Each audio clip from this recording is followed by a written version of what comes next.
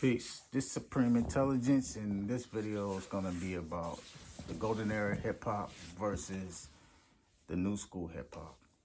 And this my son Manny. Say peace. Peace. All right. The era I grew up in was the golden era. We what's what all of us would call me. We always dropped knowledge in the music, and we had the banging beats. It's like your pen game just had to be crazy. If your pen game wasn't crazy, that right there, you wasn't getting no respect. Like how you gained your respect is like you had to what we'll call a battle or a cipher. A cipher was like everybody in the cipher had to show and prove like who they was, if they was nice or anything. Like most of the people, like when I was in high school, we used to always battle like every Friday outside. That's how you got your respect. Like I was a quiet one, so everybody didn't know that I rhymed. But when I opened my mouth and started spitting, that's how I got my respect. Like now, yeah, they have a lot of battle rappers and stuff in the era. Like we had like the banging beats, banging producers. It was like not only like I'm saying, uh, was hip hop, but hip hop is not just what it is now, but it's it was a culture. Like most artists started off either DJing or graffiti artists, break dancing. We went through all that. Like I started off as a graffiti artist, and what I can say about the new era, they got some stuff going on. They got dope artists, but it's like the mainstream people, like the radio and all this other stuff. They put these but the stuff that we call it now, we call it like hip hop because it's more like, you know what I'm saying, dance music instead of sending us a message. The artists that I was feeling growing up was like Nas, Rakim, Big Daddy Kane. And the groups I was feeling was like Mobb Deep, Capone Noriega, Public Enemy, Poor Righteous Teachers. Like when I was growing up, the gods, what we call the gods is the 5%. That's what we are, you know. The gods was heavily in the music.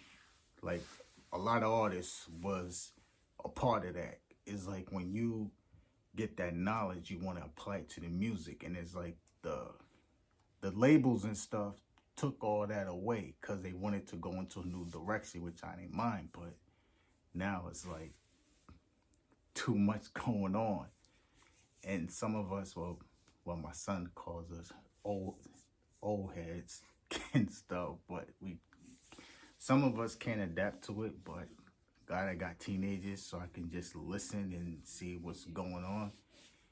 Like I'm mainly, when I listen to an album, I gotta listen to the beats. Most of the time I listen to the beats first. Then I listen to the lyrics and the song and stuff.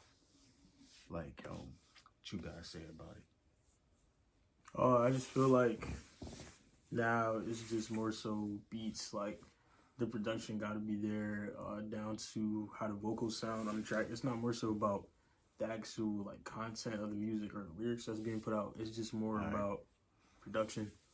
That's like a bigger thing than it was back then. And the image. Yeah, like back in my days, like to get a deal, you had to be nice. I mean, when you go into these labels, they'll ask you, let me get a hot 16.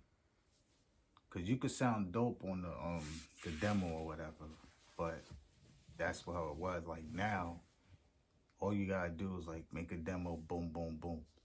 Put it on Twitter or Instagram or send it to an artist and they like, oh, that's okay or whatever.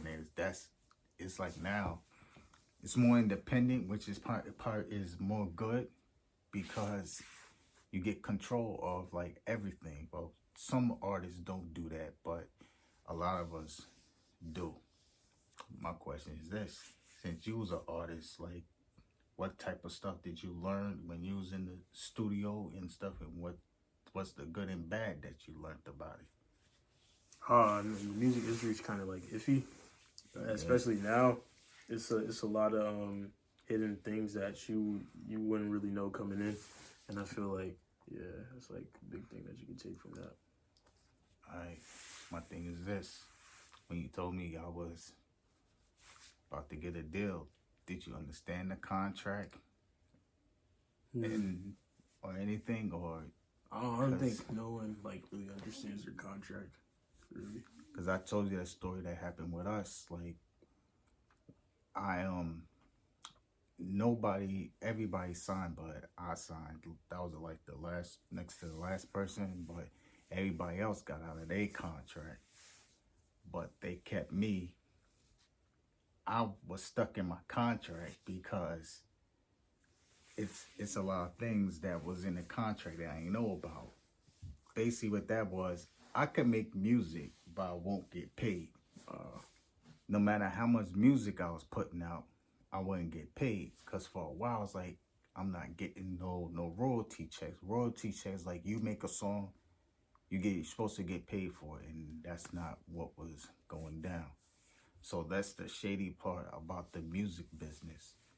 Like now, I be seeing a lot of like shady stuff in the music business. A lot of people getting, cause what they see is this, like they see a minority and stuff, like coming from the hood or whatever, even not even from the hood.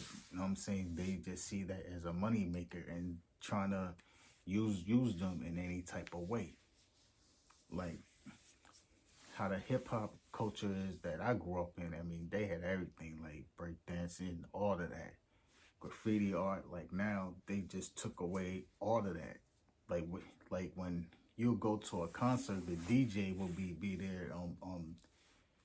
Will be there and stuff. Now you go, you have a DJ, but it's not like their personal DJ and stuff. It's like a guy just spinning records, not even really caring and stuff. Like one group I used to like, you probably heard of them, called the Roots.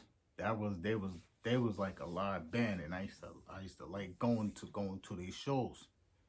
But another group I used to love, besides the fighting in this group, like Wu-Tang Clan, they put on a good show. You know what I'm saying? But it's like certain ways that they did things, not them personally, it's just the knuckleheads that used to be there, but when I fight and stuff. But you know what I'm saying, that was good hip hop. Like I feel like now it's like you said, it was like it's all about the beats. It's more about the beats and it's more like a party atmosphere than sending a message. Cause you know me, I'm always preaching to y'all about knowledge and stuff, knowing who you are and where you come from and stuff like that. That's what we should know about, is our culture as a people, because this is our hip hop is our culture, and it's like they trying to control not only the music but also your mind also. So what you guys say? There's a lot of things that like changed over the years. It's just a whole different type of atmosphere. Everyone's more so worried about like image now and like personality, like trying to like show off their type of style. So it's just hip hop isn't like a spot you don't really know where it's gonna go like 10 years. And I feel like the values that it was like valued back like when you were growing up is way different from what it is now. Yeah, and you don't really know what's next. Right. Okay, if you could change like one thing with both eras, like what would that be? Alright, for you, it would just be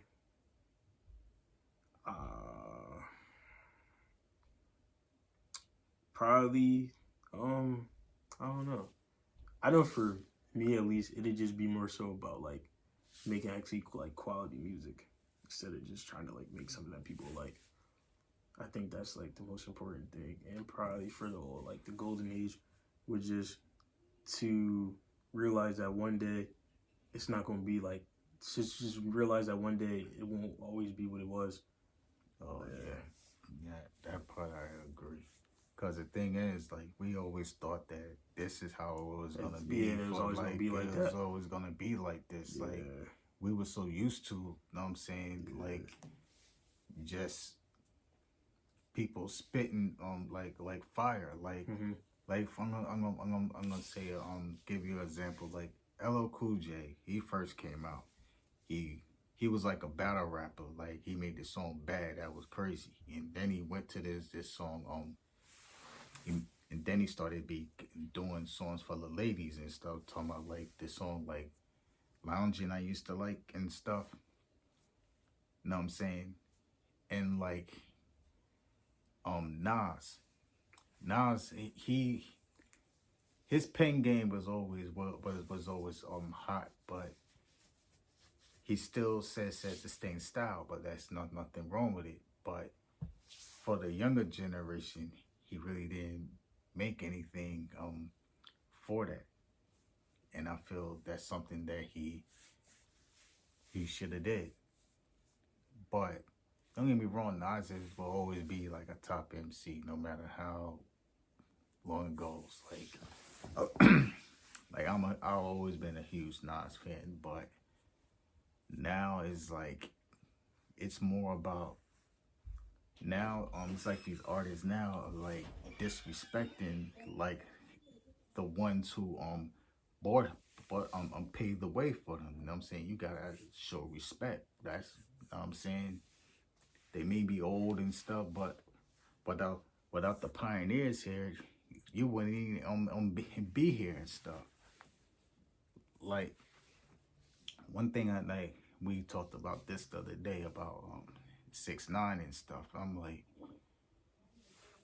he's seeing it one way, but when we was coming up, you don't rat, because if you're gonna